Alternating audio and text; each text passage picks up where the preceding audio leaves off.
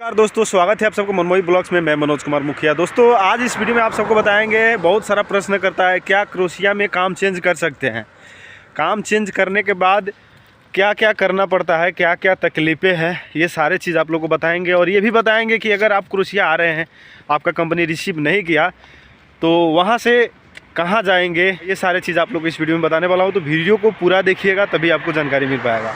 उससे पहले अगर आप इस चैनल पे नए हैं तो इस चैनल को सब्सक्राइब कर लीजिए और बेल आइकन दबा दीजिए, क्योंकि इस चैनल पे क्रोशिया का छोटा बड़ा जो भी अपडेट होता है, जैसे मुझे टाइम मिलता है आप लोग को कराता ही रहता हूँ।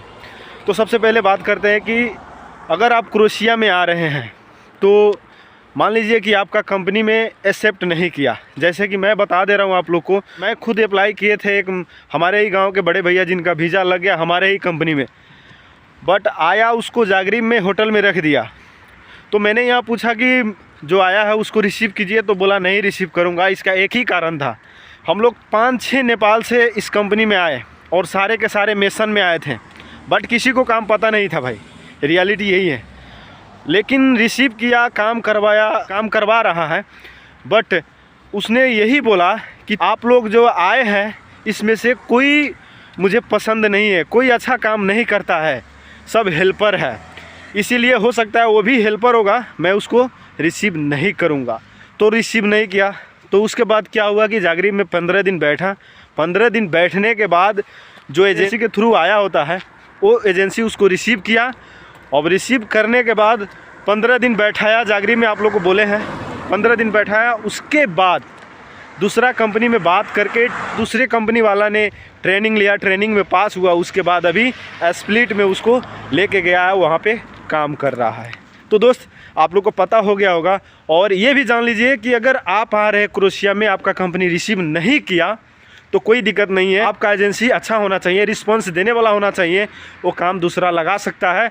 आप प्लेन से भी उतर के काम चेंज कर सकते हैं, कोई दिक्कत नहीं है, बस यहाँ आने के बाद ये बात जान लीजिए। उसके बाद अब बात करते हैं कि क्या यहाँ काम चेंज कर सकते हैं।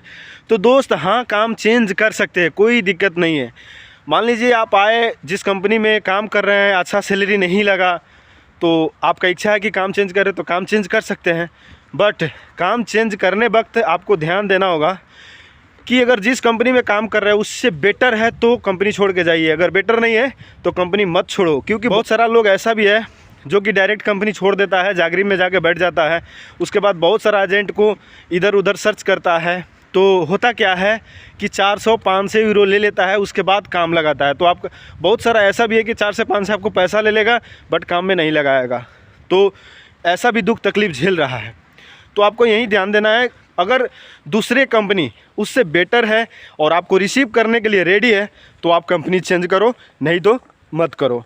और कंपनी चेंज करने के बाद क्या आपका TRC कार्ड चेंज करना पड़ता है या फिर कोई जगह चेंज करने, जैसे कि स्टेट चेंज करने के बाद क्रोशिया में क्या TRC कार्ड चेंज करना पड़ता है। तो मेरे साथ ही एक काम करता है लड़का जो अभी तक 4 कंपनी चेंज कर दिया, उसका TRC है, 1 साल का TRC था, अभी ख़त्म नहीं हुआ था तो चेंज कर दिया। चेंज करने के बाद हमारे कंपनी में आया है, 1 महीना से काम कर रहा है। तो उससे मैं कुछ पूछा और देखा, जो रियलिटी आप लोग से शेयर कर रहा हूँ। वो कंपनी चेंज किया, चेंज करने के बाद हुआ क्या, उसने अपने कंपनी से रिलीज़ पेपर लेके नहीं आया था और अभी तक उसका वर्क परमिट उस कंपनी का था और वही कंपनी जो बनाया था TRC वही था। तो यहाँ तो काम दे दिया, एक्सेप्ट कर लिया, बट उसका सैलरी कैश मिल रहा था, बैंक अकाउंट में नहीं मिल रहा था। इसका एक ही कारण है कि वो अभी तक वो दूसरा कंपनी का आदमी है, पुलिस स्टेशन के हिसाब से। तो हुआ क्या, एक दिन फ़ोन किया हमारे कंपनी के बॉस ने और उस कंपनी का नंबर लेके और उसका जो रिलीज़ पेपर होता है, रिलीज़ पेपर मंगाया। उसके बाद आपको यहाँ पुलिस स्टेशन से एक रिपोर्ट लेना पड़ता है, जिस रिपोर्ट में आपको कोई क्लेम नहीं होना चाहिए, और यहाँ अदालत में जाना पड़ता है, कुछ पेपर है, वो पेपर में साइन वगैरह करना पड़ता है। उसके बाद वर्क परमिट के लिए अप्लाई किया और उसका वर्क परमिट आ गया। और आने के बाद कल उसको पुलिस स्टेशन बॉस ने ले गया था और उसके बाद उसके पास तो TRC जनवरी तक का था। जब वहाँ पे गया तो उसके बाद उसका TRC के लिए फिंगरिंग वगैरह करा लिया, और जो पहले का TRC था वो TRC लेके कैंची से काट दिया और बोला कि 1 मंथ का इधर आना और आपका न्यू TRC मिलेगा। तो दोस्त ये भी है कि अगर दूसरे कंपनी का TRC है अगर दूसरे कंपनी के थ्रू से जो टीआरसी बना है, अगर कंपनी चेंज कर रहे हैं तो आपका टीआरसी का वैलिडिटी है फिर भी वो काट देगा और दूसरा टीआरसी बनाएगा। तो दोस्त इससे समझ लीजिए आपकी, अगर आप कंपनी चेंज कर रहे हैं या फिर स्टेट चेंज कर रहे हैं तो आपका टीआरसी कार्ड भी चेंज होगा। बट आपके कंपनी पे डिपेंड पड़ता है। बहुत सारे कंपनी है जो कि इलीगल काम करवाता है बट पेपर वर्क नहीं करवाता है। तो ये सारे चीज़ ध्यान देके काम चेंज कीजिएगा। और काम चेंज कर रहे हैं तो ये सारे बातों पे ध्यान देना होगा, नहीं तो आपका बहुत तकलीफ मिलने वाला है। यहाँ भी बहुत सारे ठग है, उससे सावधान रहिएगा। तो दोस्त जो बात मैंने बताया उस सारे चीज़ों पे ध्यान दीजिएगा। कंपनी अच्छा है तो मत छोड़िए, उसी में काम कीजिए, रेगुलर काम कीजिएगा तो बेटर होगा आपके लिए।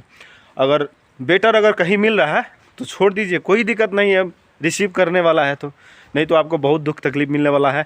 और ये भी बता दिए कि अगर आप डायरेक्ट नेपाल है, इंडिया, बांग्लादेश कहीं से आ रहे हैं, आपका कंपनी रिसीव नहीं किया तो आप अपने एजेंसी को बोलिए, एजेंसी आपको जो बैठाया है उस एजेंट को या फिर एजेंसी को संपर्क कीजिए, एजेंसी को बोलिए, एजेंसी अच्छा होगा तो आपका काम चेंज कर देगा, दूसरी कंपनी में बात करके भेज देगा और परमिट कैंसिल करके।